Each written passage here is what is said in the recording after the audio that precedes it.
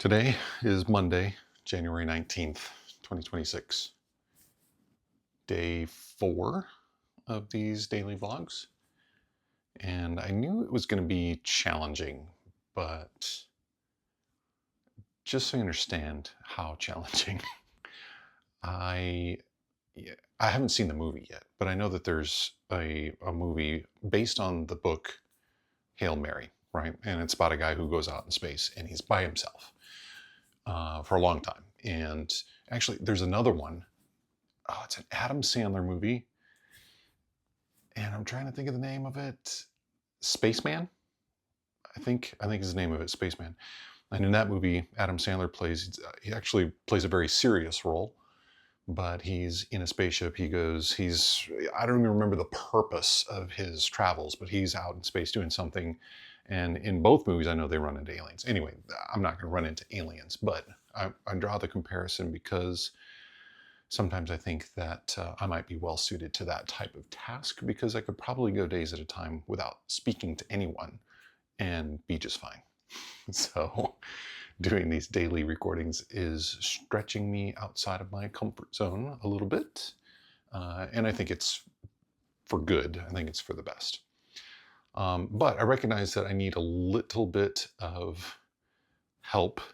I need a little bit of a nudge in the right direction, right? So that every day isn't quite as big of a struggle to determine, well, what am I going to talk about today? Like, I just don't have anything to say, you know?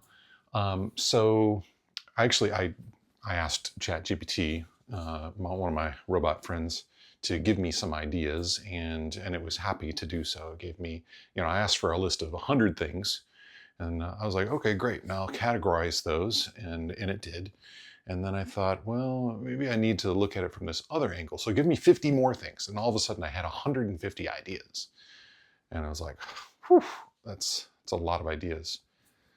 So to make it worse, I looked in my cabinet over here to my left, and I had this book called The Story of My Life.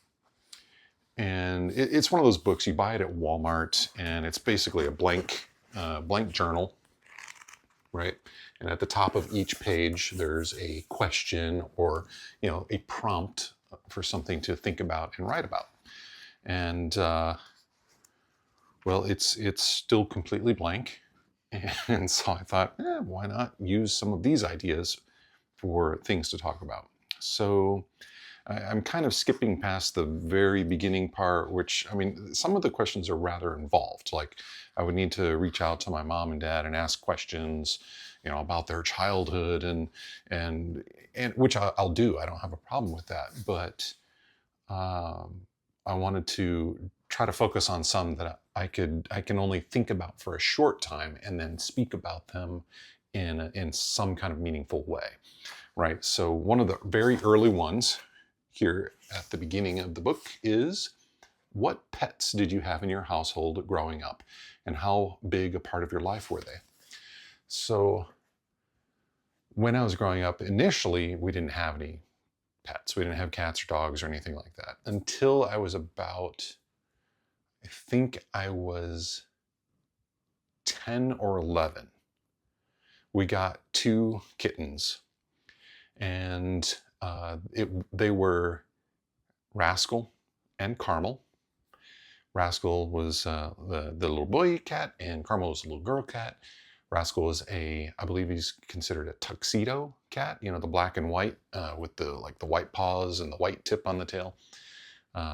Super cute. Carmel was a calico.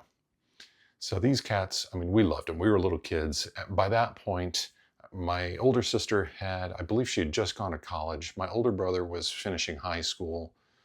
And, me and my younger sister and younger brother were little kids, right? So we got these 2 kittens, and they were so cute, and they were so much fun to play with. And for a long time, those 2 cats were inseparable. They hung out together all the time, and they were so tolerant, or at least Rascal was. Carmel, not so much. She didn't like the being handled by us little children. Rascal, though, was very, very tolerant. You could do just about anything to that poor cat, and it just rolled off his back. Very, very cool cat. Well, eventually, Carmel had enough, and she said, "I'm out of here." And so she took off, and we never saw her again. She was gone. Rascal, however, he hung out for many, many years.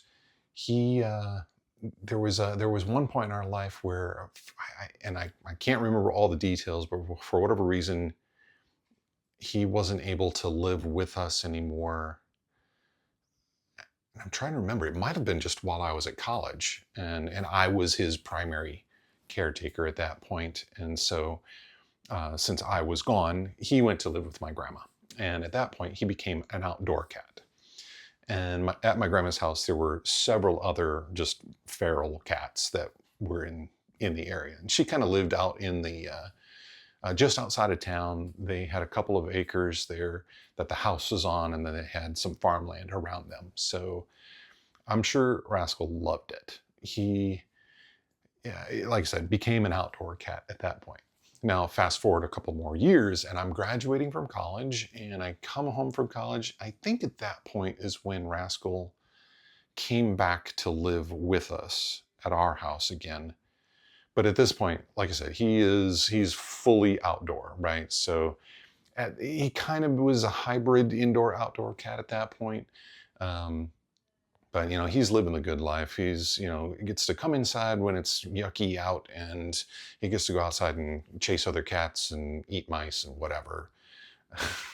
Some of my funniest memories actually involve my sister, who I apologize, sister. I don't know if you want to be named on this or not, but one of my sisters. I'll have to ask you. I'll have to ask you if it's okay to name you in here. Or probably not. Or probably fine. Just it dawned on me right now that I didn't really ask. So anyway, my little sister, she had picked up Rascal one time, and she's holding him like a little baby, right? And he decides, I am done being held, which I told you, he's very, very tolerant, right? He just decided, okay, I'm done. And so he tried to go up and over her shoulder, and while he did so, one of his claws went through the lobe of her ear. And so all of a sudden, I hear this screaming down the hall, and I come running into the hallway, and I find Rascal is dangling by her ear by one claw. And thankfully, my mom came running. We were able to get the claw out of her ear, set the cat free. My mom helped tend to my sister and helped her calm down and feel better and get the ear taken care of. Thankfully, no permanent damage that I'm aware of. But looking back on that, it's kind of funny. In the moment, it was kind of awful. But another story was he, as cats do, would bring presents to the back door. And I do believe that my sister opened the back door one time to find that he had left like half of a bunny there at the back door. So that was pretty gross.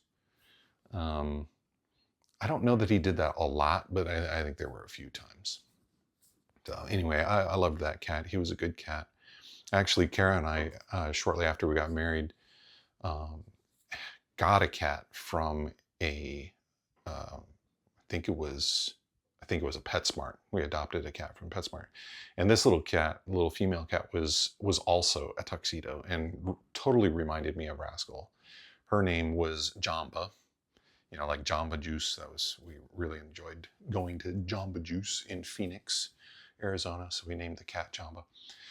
Anyway, unfortunately, Jamba didn't get to stay a part of our lives very long, but when we moved back from Phoenix to Illinois, Rascal was still alive. Now, you have to understand, by this time, I'm like 24.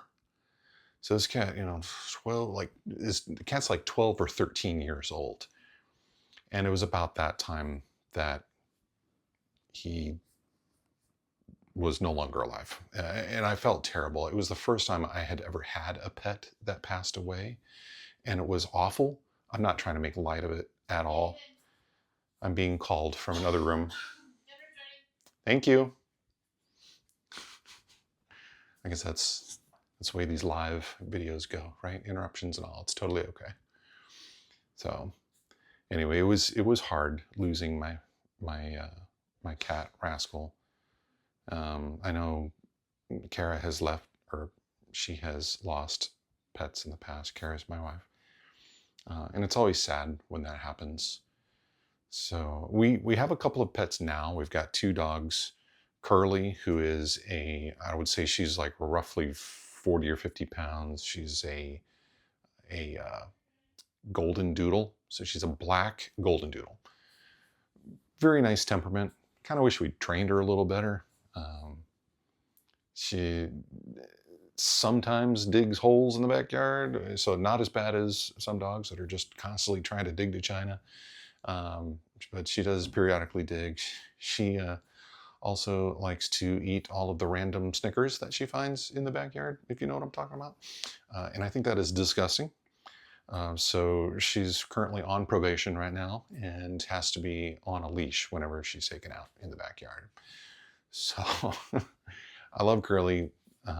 She is getting pretty old though. She is, I think, 13 years old or something like that. 11, 12. So she's getting up there.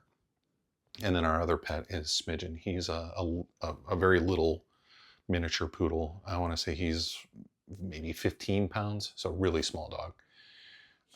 I would say generally they're good dogs. If I had to say whether I was a dog person or a cat person, I'm definitely leaning more towards cat.